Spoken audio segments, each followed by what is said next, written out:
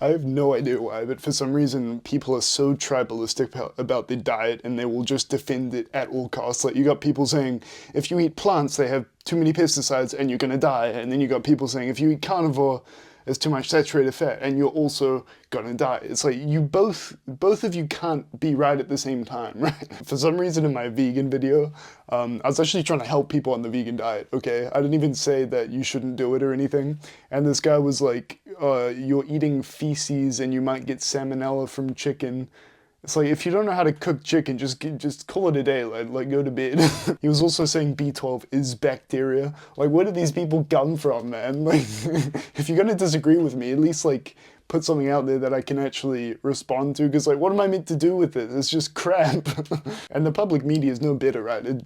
Almost even worse. I'll get into like an article later which kind of gave me a bit of a headache, but yeah, let's make a start. My name's Shay, I'm a nutritionist and an international level athlete, and today we're talking carnivore diet. More specifically, is it good for athletes? Should you give it a try?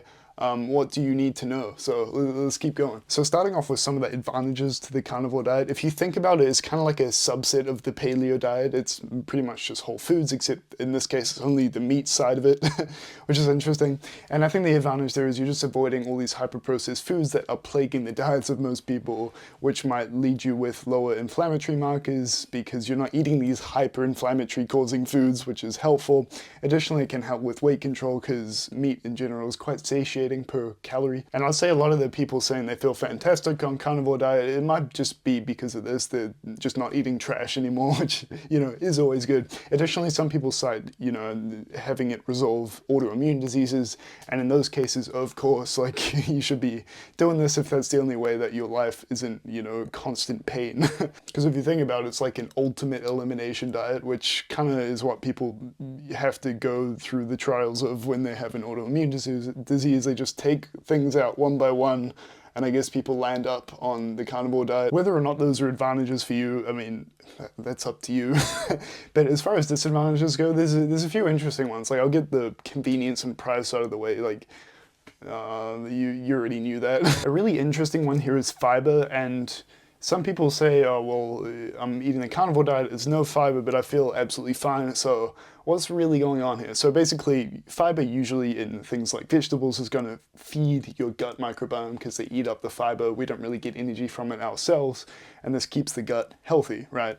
And gut health contributes to a lot of things like even sleep and testosterone levels and general mood and cognition, so there's a lot going on there. And if you take out the fiber and you only eat meat, this changes the way your gut is eating. So some bacteria might die off, but then other bacteria will thrive. So even if the number of bacteria stays the same, it's less diverse, if that makes sense. Now, it's very important to note here that we don't really know the lasting effects of this. I was looking through this meta-analysis and they were kind of saying, well, there's not really enough evidence, so allow me to speculate a bit, because as I just said, if it's a less diverse gut microbiome, this might contribute to some issues like lower testosterone and maybe poor sleep and mood.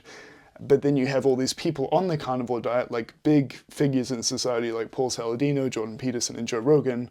They're saying, oh, I feel fantastic on it. Okay, so why? My argument here is it possible that these people are feeling good despite the gut microbiome not being fantastic?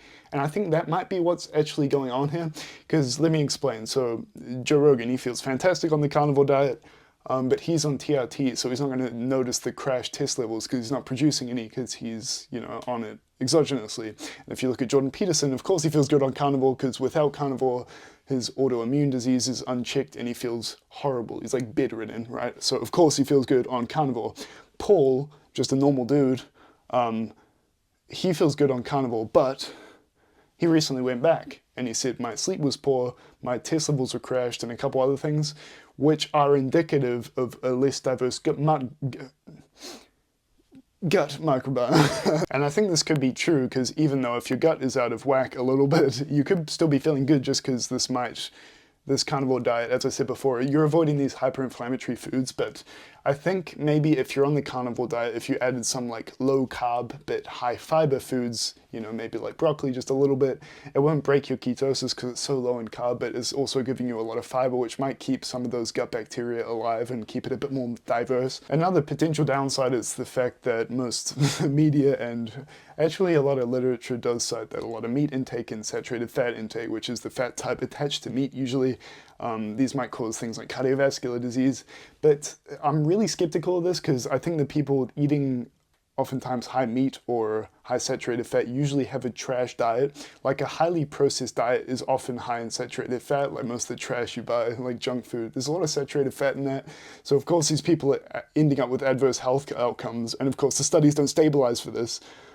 So they blame saturated fat. It's like, no, it's because you're eating 80% trash, dude. And as far as saturated fat goes, for the longest time we thought this was the worst kind of fat. It bumps up your low density lipoprotein, your bad cholesterol, but some people are now saying that it's actually better than unsaturated fat. I still think unsaturated fat's better, but I think it's a little bit like sugar with saturated fat, such that if you're in good shape, bumping up your bad cholesterol probably isn't going to do too much against you because it's probably still going to be in range because you're just in good health. And I think the advantages of having like a nutritious meat source could be much more beneficial than you trying to avoid the saturated fat. And a quick point on deficiencies, there's a few things you might run into like vitamin A and C. I saw this article of this certified nutritionist saying, oh, it's hard to get B12. It's like, where else do you get B12? It's literally in animal products, pretty much exclusively. It seems as like the more qualified the person is, the just least they know about anything. I'd pray that was a mistype, but or I would not be surprised if it wasn't. But to get things like vitamin A and C in the carnivore diet, you're probably just going to have to eat organ meats, which if you were going to do carnivore diet and not eat organ meats, I would recommend not doing it because those will keep your body in good health if you're just exclusively eating meat. And as well, vitamin E, I think maybe if you just use a bit of olive oil, again, that's just pretty much pure fat, so it's not going to break the ketosis. If you are enjoying this video, please be sure to drop a like and consider subscribing. I'd love to have you on board. But altogether, I think with a few tweaks, the carnivore diet can work if you really want to give it a try. Let's get into why you clicked on this video.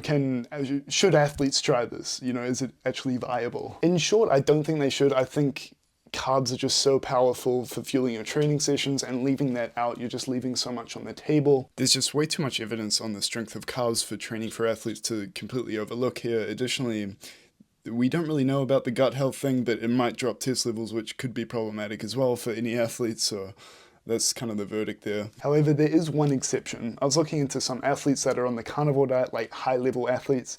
I got Pete Jacobs, Daniel Plews, Zach Bitter.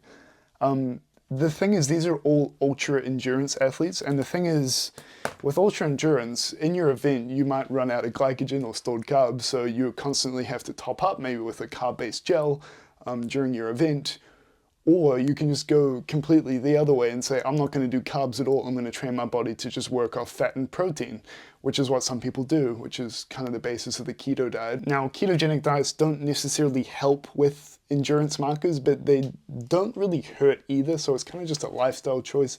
It might get kind of jarring after a while if you're just so stressed about carbs all the time before your 4-hour bike ride through the mountains. But that's kind of like a final verdict. I'd say, you know, maybe if you're an ultra endurance athlete, you could try it, but you're gonna have to get through that first little keto flu, right?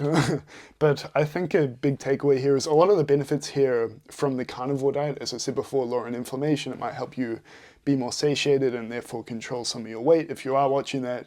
But a lot of these benefits are gained in the paleo diet. Additionally, the paleo diet has carbs, so in my eyes, the paleo diet's just a little bit better. But, you know, if you feel fantastic on carnivore diet, then, you know, more power to you, as I always say. So, yeah, if you are more interested in why carbs are important, there's a video there. If you want a tier list on animal products for you carnivorous folk, that's right there. But yeah, that's been me. I'll see you next time.